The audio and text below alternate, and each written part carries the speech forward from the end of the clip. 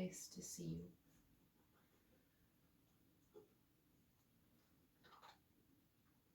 Today I'd like to open up the floor for some discussion on unity and collaboration of the human species and what that looks like, what that could accomplish, and how we can maybe think about applying it to some very commonly divisive areas in some of our lives. As humans, we are one of the most ego-filled, proud, industrious, creative. We are many things.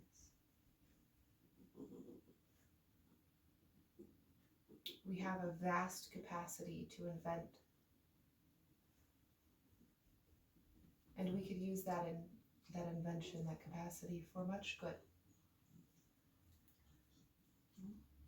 Yet we're not the only living species with that capacity.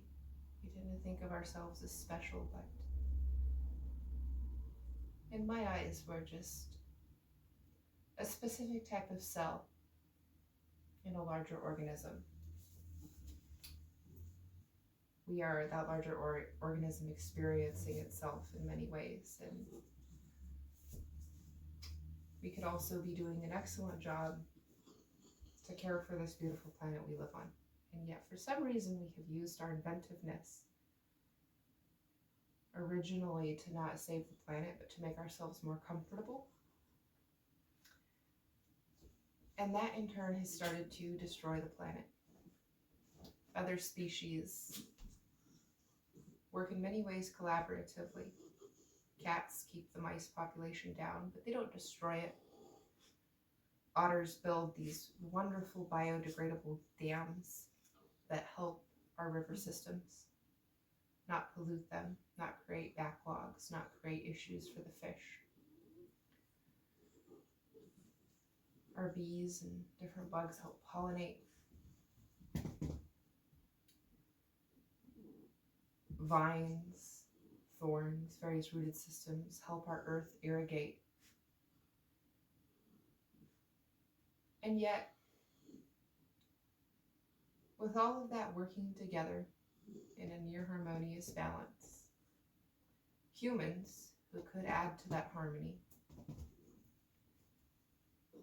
have decided that our comfort, our evasion of the feeling of life, our evasion of suffering, our need to feel important and seen,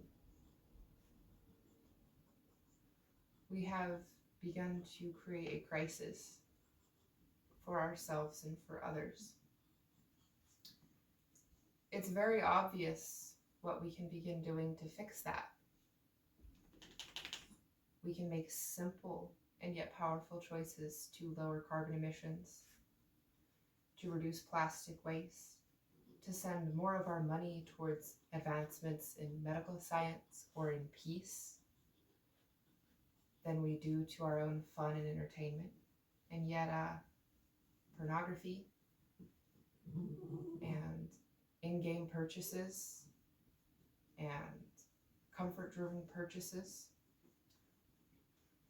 far outweigh most of the money being given to these other very just causes in many ways. If we think about the average person, and I'm not saying you are an average person, and I'm also going to say it's perfectly okay to be an average person. We're all average people. But I'm just going to say average for the sake of average. The average person that we think of going to the store every day. They might be donating to charity. But the average person is likely spending more money on comfort items or on pleasure items than they are on creating a sustainable and safe environment.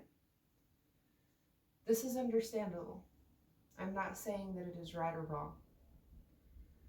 What I am saying is that there are helpful and unhelpful choices when it comes to creating a good future for ourselves as a species, for Mother Earth, and for the animals that we so often lovingly share this planet with. And yet so often we do it hatefully.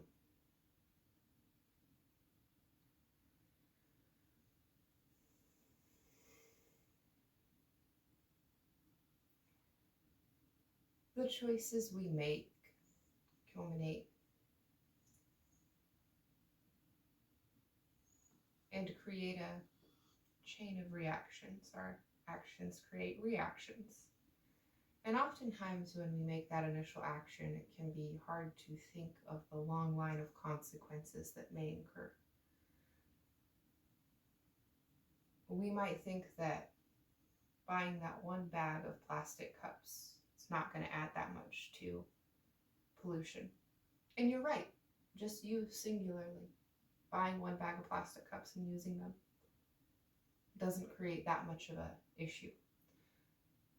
But where the issue is when it comes to plastic pollution is that there's a lot of people all doing that and doing it repeatedly, which creates a buildup of plastic that can pollute our water, it can pollute our bodies. The amount of microplastics that are in your body right now might surprise you. I invite you to do some research on it. I might do a video on it later on. But I just invite you to take a moment and become conscious of what your footprint is on this world. I'm not saying you have to live a minimalist life. I'm not saying you have to do anything. My point of view is going to be different than your point of view, different from their point of view, different from the rock's point of view, different from my dog's point of view. It's not really my dog, he chooses to hang out here, and that's a blessing. But just maybe pause this video, take a moment and think about what you're doing in life. What purpose is it serving in the here and now? And what are some reactions that it could possibly cause, either good or bad? Try not to get too caught up in the future, if you will. Try to stay very present. The present is all there is, as far as I'm concerned, which, as far as I'm concerned, isn't really that important. But it's a mindset that I have found has been very beneficial to helping me lead a less chaotic life. If you're back now, let's talk a little bit about how that fits into the word I mentioned earlier, unity. When any living group is moving as a unit with a unified mindset, great things can be accomplished. Herds of wild animals are able to oftentimes largely fend off their predators if they work together. Humanity working together has created an environmental crisis for itself, which is understandable. We are an explorable or an explorative and curious species, and I don't think we've always thought before we act. I know I certainly don't always think before I act, which is something I'm trying to work on. But if we can create everything that we have now through both solitary and unified teamwork, then we can change the course of war and of pollution. We as a group can choose to start making more environmentally friendly choices. We can start choosing to vote with our dollar. We can start choosing to make the peaceful and non-combative choice unless there is no other means to somehow protect our family. I am not saying that one should simply lay down and be a doormat. But the constant and universal idea of the right versus wrong and of defending the self has created worldwide wars. And if each human, and it's going to take the majority percentage of us, can start making the choice to be kind, can start making the choice to simply knock the burglar that was whacking your brother out and tie him up instead of immediately going for the kill. If we can stop robbing people's houses in the first place, like if you're thinking about robbing someone's house, like literally sit down and think about the consequences of that for everybody. And then maybe see if there's any other option you could take. Any other option. Just think about it. Not saying you have to. If that's your choice, then that's your choice. Actions create reactions. And that is all entirely up to the individual. But if we can collectively move our mindset as a species towards getting along, towards caring for the planet, then we can do great things. And getting along doesn't mean that we have to agree. I think one of the things that really, really divides humans a lot is our idea of separateness. Instead of thinking of ourselves as humans, we tend to think of ourselves as me, I, my family. I, me, mine. That's mine. That's yours. Ownership's kind of a silly concept to me. How can we really own anything? Simply stuff we use. This candle is a lovely gift that was given to me. Yet it's just an object. I use it, but I don't own it. If my body were to die before this candle is used, the candle would still be here. An unowned object. We've created this little illusion for ourselves of ownership. It's given us this feeling of security and power. When all of that is very much an illusion. But it's allowed us to feel vindicated in our wars and in our campaigns against different groups of people. What sense does it make to fight over God, to fight over religion? I don't think it makes much sense. Sadly, many people today are following a religion that they themselves have not truly researched deeply. I know I was definitely guilty of that for quite some time. And one thing I found is that when I truly began to read the texts of Christianity and of Judaism, and then after that I got curious and I began to read the texts of Hinduism, Buddhism, Zoroastrianism, different pagan texts, many different texts, even some random obscure ones that I don't remember the name of, I began to find that while the methodology differed, even in the Quran, which is often a hot button topic with some people, there is a message of love and of getting along.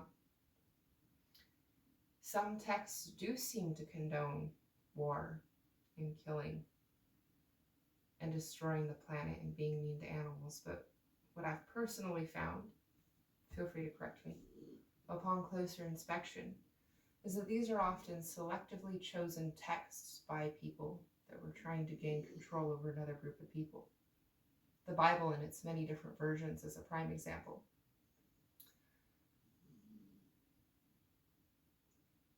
Many leaders throughout history have known that one of the great ways to control a population is through its metaphysical beliefs. And if they can claim divine power and edit that text to suit their rhetoric, then you have the perfect recipe on your hands for a silent and unknown dictatorship, where the people don't even know that they've been deceived. So I think one thing we can start with, instead of thinking that our neighbor is going to necessarily get burnt, or that our neighbor is evil because they don't necessarily believe the same spiritual beliefs as us, I invite you to just stop and take a moment and ask, Who am I? Where am I? What am I? What is it that knows that I'm thinking these thoughts?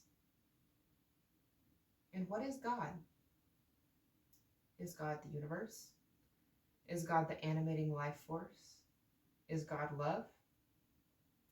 If God is those things, then why would God operate through a man-made context with man-made ideas? He might speak to us in symbols, but the symbols aren't the truth. And who even said that God is a he? Maybe God's a she. I think it's more likely that it's a it or an undefinable by human gender constructs being or non-being. But I don't think that whatever God is, that its original plan was to see the universe, which I find to be the greater subjective expression and experience of God in the universe, God and or the universe expressing itself, if you will. But again, that's just my opinion, and I am perfectly fine with you having your opinion if that differs. I simply ask that you not use that opinion to create strife and discord. We all need to work together.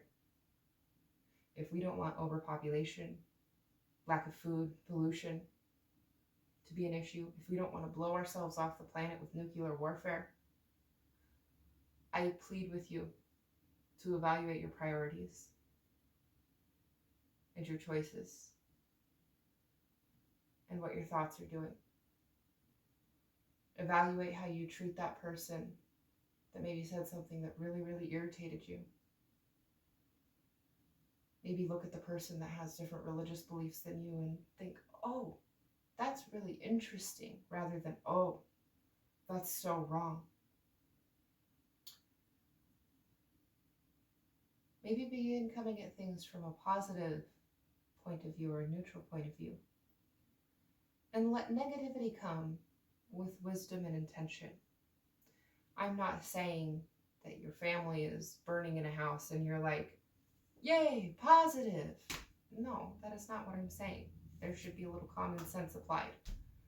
That would not be a very good feeling, and you would want to get them out. If you turn around and some person is beating on your kid with a baseball bat, do you just sit there and do nothing? No, your job is to protect that child. Go defend that child. That guy needs to go to jail where he can think about how to lead a peaceful life. I think we all know that there are flaws in our system. There are flaws within ourselves. But let's just not lay dormant because of those flaws. Oh, there's flaws. Oh, well, what can we do? No. We can change those flaws the same way we made them, with mindfulness, with effort, and with the willingness to maybe, just maybe, reduce our own comfort in hedonism in lieu of the greater good.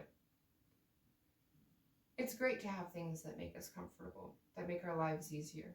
I am not telling you to sell everything you have and go live in a tent. I've lived in a tent before. It's really not that bad. It's actually kind of fun. But I obviously don't live in a tent now. But just maybe instead of, buying 600 plastic things, maybe consider buying a few reusable, sustainably sourced things. Maybe research the companies that you buy from and see where their dollar is going. Is your dollar going to be going towards sustainable systems? Is it going to be going towards helping people? Or is it going to line the pockets of some millionaire or a predatory ring or some such thing? I just ask that we all be mindful, that we all own up to our flaws, and that if we need to point out something that we think someone else is doing that might not be super helpful, I ask that we do it with kindness. And you don't have to listen to me. This is just my ideas, my thoughts. But I do think that if we all pull together, that we can make a difference in ourselves, in the world, and in the universe at large. Thank you for listening to me. I love you all. Have a great day.